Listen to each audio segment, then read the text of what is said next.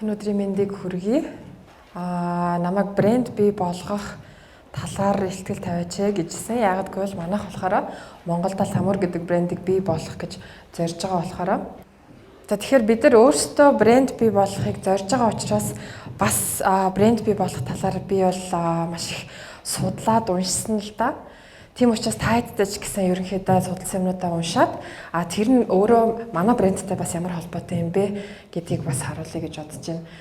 За тэгэхээр брэнд бий болох үндсэн үзүүлэлтүүд Монголд бол ялангуяа брэнд гэхээр хүмүүс янз янзаар бол ойлгодог. Брэнд гэдэг бол хүмүүс ялангуяа маш энгийн ганц юмар тодорхойлдог гэдэг нь шошго ч юм уу, таних тэмдэг ч юм уу, ямар нэгэн таамаг тэмдэг. Гэхдээ одоо энэ үед болохоор ерөнхийдөө хэрэглэгч маань маш их мэдээлэлтэй болцсон, хамаагүй бас юмыг олон талаас нь хардаг болцсон. Дээрээс нь өрсөлдөөн ихтэй үед болохоор брендийг болохоор яаж тодорхойлоод байгаа вэ гэхээр компани бүтээгдэхүүн эсвэл ямар нэгэн үйлчлэгээний өвөрмөц, цогц чанар. Тэгэхээр альва нэг юмыг дандаа цогцоор нь харах ёстой гэдгийг бол илэрхийлээд байгаа. Зөв брэнд одоо хүнд ингээд үлдэхүүц брэнд болохоор урт удаан хугацаагаар маш олон жил гэдэг нь одоо 50 жил, 100 жил болсон ч үлдэхүүц юм байдаг. Энэ нь болохоор тодорхой яг зарчимтай тэрнийхэн төлөө бат бөх зогсдог ийм компани бол байдаг. Ийм компани байснараа брэнд бий болгоснараа хэрэглэгч нар маань итгээд хэрэглэгчийн сэтгэл санаанд үлддэг. Тэр хэрэглэгч маань худалдаа авалт хийх юм хүсэлтэй болоод худалдаа авалтаа нэг удаа хийхгүйгээр үргэлжийн тууштай хийхийг эрмэлздэг. За тэгэхээр жишээ нь зүгээр нэг алим энэ уул нь юу чинь нэг хинэг хатцсан юм уу гэж бодогдтол энэ өрөөнд байгаа бараг л бүхэл хүн энийг Apple гэж ойлгох үз. Яг үл энэ бидний толгойд бүр хоногшсон. Apple гэхээр өвөрмөц чанартай яг бусад өрсөлдөгчөөсөө илүү чанартай гэж ингэж ихэнх нь бол боддог. За тэр хоёр жишээлбэл C-г ингээд бүр бүрээр наацсан. Энийг ч гэсэн яг хаанаас нь хараад хүн Chanel-ыг бодохдоо чанартай дээд зэрэглэлийн хувцас гэж боддог. Доотлын энэ үсэг болохоор зүгээр л уул нь бол M. Гэхдээ та энийг хараад шууд юу бодогдож байна? McDonald's бодогдож байгаа.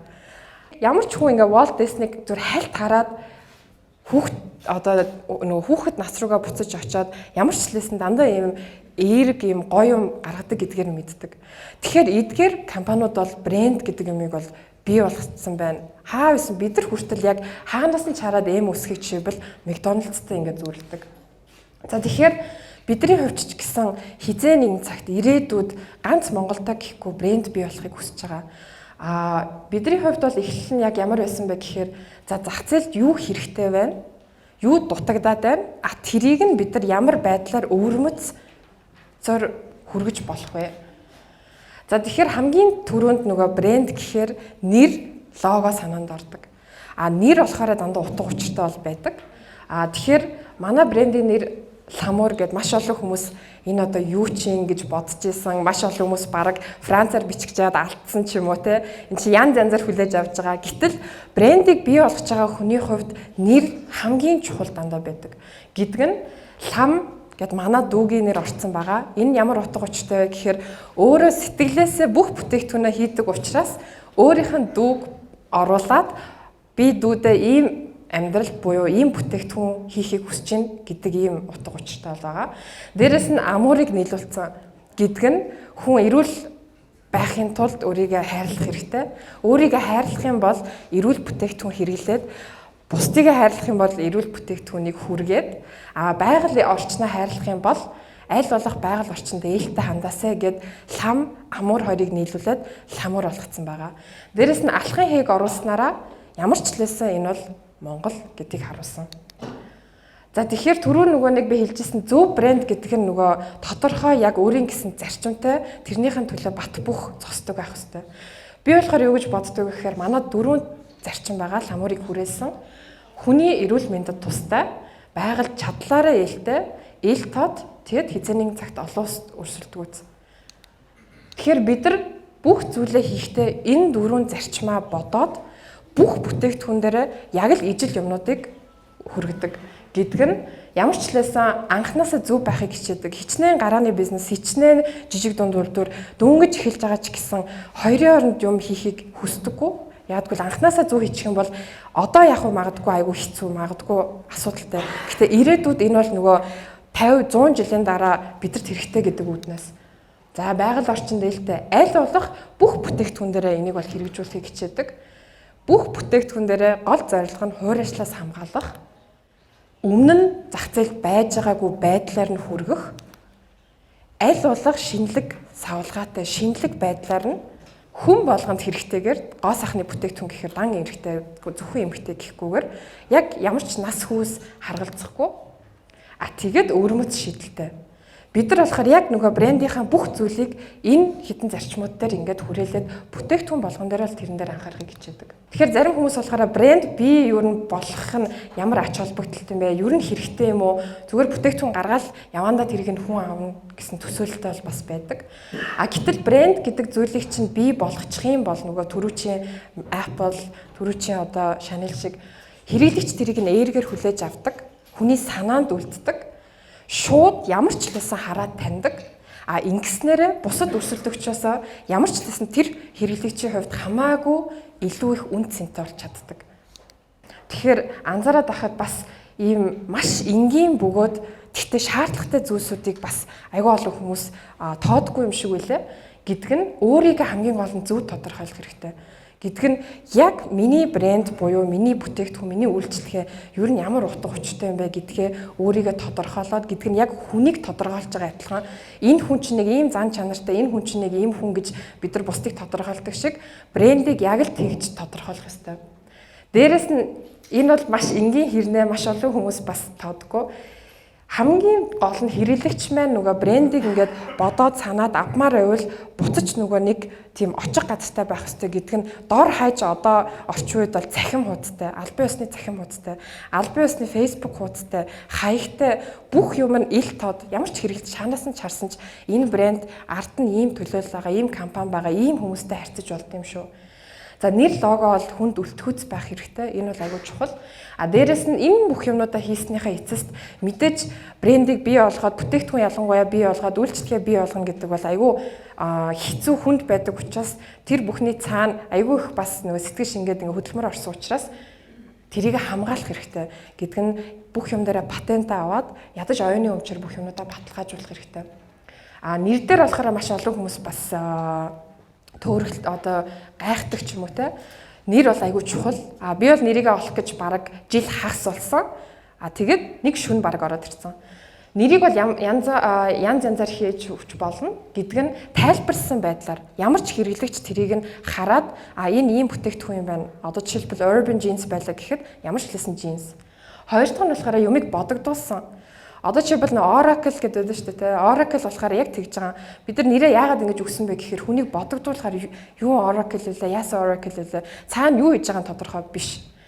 Гурав дахь нь болохоор өвөрмөц зохиомл. Энэ нь болохоор жишээлбэл Ламуур, Nike, Adidas дандаа зохиосон. Гэхдээ зохиомл нэрээ нэг давуу тал нь юу вэ гэхээр дахин хизээч давтагдашгүй. Яагтвэл зохиомл учраас. Логон дээр бас маш олон хүмүүс гайхдаг. Ямар байдлаар яаж лого өгөх вэ гэд. Өнгө бол айгүй чухал. Яг гэвэл хэрэглэгч хамгийн түрүүнд бүтээгдэхүүн хэрэглэхээс өмнө тэр нэр болон логог ч харах учраас элдв янзын нөгөө хүнийг төөрөгдүүлэх өнгө бол шаардлагагүй. Дээрээс нь өвөрмөц байдлаар мэдээж хийж өгөх юм бол нөгөө брендийн хүний толгоонд үлдэн гэдэг чинь хийх боломжтой. Эсвэл маш энгийн. Түрүү чинь тэр нөгөө Apple-ийн алин бол хамгийн энгийн бөгөөд шийдэл нь маш сайн болсон лого. Эсвэл маш энгийн. Гэхдээ энэ болгоныг нөгөө бодоод бусад логонуудыг хараад яарад юм өгч болтгүй юм бэлээ. Би болохоор компани яг байгуулад жил хагасын дараа өөрийнх нь брэнд нэрээ олсон. Тэгэхээр нөгөө яарч болохгүй. Яг нөгөө өөрийн бүтээсэн зүйл, өөрийн гэсэн брэнд болохоор угаасаа явандаа ороод ирчт юм бэлээ. За тэгэхээр мэдээж брэнд бий болгоно гэдэг бол ялангуяа онлайн дагуу бол маш их юмнууд бол байгаа. Хүн судлаад ойлгохгүй ч юмнууд бас байгаа. Гэтэ би болохоор 8хан зүйлийг яг анзаараад хамгийн чухал гэж бодоод байгаа. Тэр нь бол маш энгийн юм шиг мөртлөө хүн бас яг ингээд суугаад өөрийнх нь талаар бодох шаардлагатай юмнууд юм шиг байлээ. Гэдг нь өөрийгөө л хамгийн түрүүнд маш сайн ойлгох хэрэгтэй. Манай энэ бүтээгдэхүүн ямар утга учиртай, би эний цаан чинь ямар их хөдөлмөр оруулсан бэлээ. Хүнд юу нь юу хүрэх гээд байгаа байлээ. Өөрийнх нь зорилго алсын хараагаа зөв тодорхойлох хэрэгтэй. Алсын хараа зөв байх тусам брэнд гэдэг зүйл урт удаан хугацаагаар яригдана гэдэг нь одоо би жишээ бол хулан байлаа гэхэд миний цаг хугацаа бол одоо ингэсэгээ дуусна. Гэхдээ Ламур гэдэг брэнд 50 жил, 100 жил, 200 жил байгаасай гэж би хүсдэг. Тэгэхээр үргэлж урт удаан хугацаагаа бодох хэрэгтэй. Брэндээ бий болохтой. Энэ бүхнээ ботцсон байх юм бол гаргаад ирчихэл юм бол хэрэглэгчтэй тэрийгэ тууштай үргэлжийн хүрэх хэрэгтэй. Өнөөдөр манайх нэг ягаан дуу юм хийчээд маргааш хар юм. Өнөөдөр байгаль орчинд ээлтэй гिचээд маргааш нь гялгарууд хэрэглэхгүйгээр үргэлжийн тэр нөгөө хүргий гэсэн мессеж маш тууштайгаар хүрэх хэрэгтэй. Тэгээд маш олон хүмүүс нөгөө нэг юм лого нэрээ гаргачаад яг одоо манайхаа одоо юу гэдэг чинь те чанартай бүтээгдэхүүн хүргэнэ. Тэргээ байн давтаад байдаг. Бид нар чанартай бүтээгдэхүүн хүргэн, бид нар чанартай бүтээгдэхүүн хүргэн. Гэтэл нөгөө хэрэглэгч маань одоо энэ 900-д маш их мэдээлэл авдаг. Хамаагүй ухаантай болсон.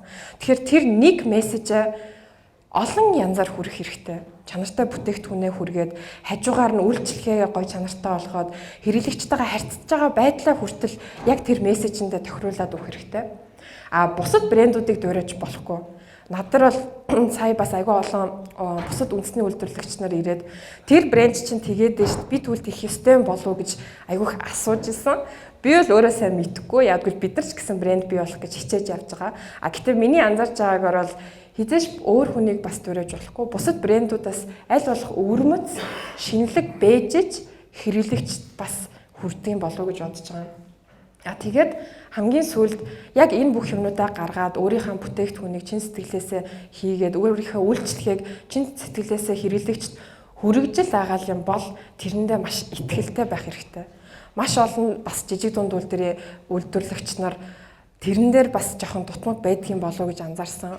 Итгэлтэй нэгэнд энэ зүйлийг нойлоосоо бий болгоод ингээ гаргаад хүнд хүргээд нөгөө хүмүүс маань ингээ хэрэглээд явж байгаа болохоор тэрнийхэн төлөө бас бат бөх зогсдог байх хэрэгтэй. Ерөнхийдөө энэ 8 зүйлийг хийгээд тэгээд бүтээгдэхүүн маань өөрөө чанартай байгаад үйлчлэг нь өөрөө чанартай байх юм бол аяндаа брэнд бий болох юм болов. Брэнд бий болох нь өөрөө 1 жил, 2 жил биш. Яг нөгөө өнөөдөр тавьсан үндэс маань яг мочиг 50 жил 100 жилийн дараа л гарч ирэх юм болов. Тэгэхээр ямар ч лээсээ энэ бүх зүйлээ маш сайтар бодоод гэхдээ үр дүнг нь бас хизээ нэгэн цагт дараа нь гарч ирнэ гэдэгт итгээд бас маш тийм тууштай байх хэрэгтэй юм болов уу гэж би бодоод байгаа. За тэгээ бүгдэнд нь амжилт хүсье.